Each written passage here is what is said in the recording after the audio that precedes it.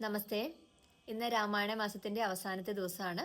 എല്ലാവർക്കും ഹൃദയം നിറഞ്ഞ ഒരു പുതിയ വർഷം ആശംസിക്കുന്നു. കലിതവരസേതുബന്ധം കലനിസീമപിഷിതാസന ദലനമുരുദശകണ്ഠവിതാരം അതിധീരം ജലനദൂത जनकसुता सहितयादसाकेतं विलसितपट्टाभिषेकं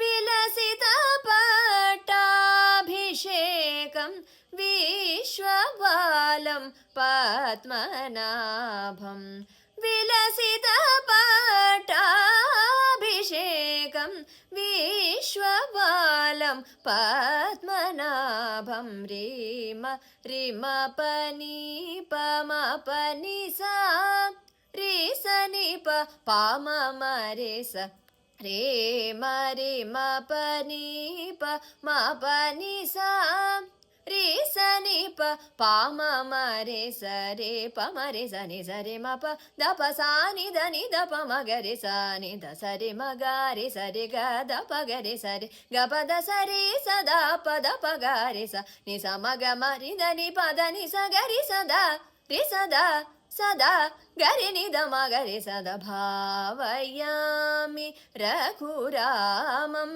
भव्य सुगुणारामं भावयामि रघुरामम्.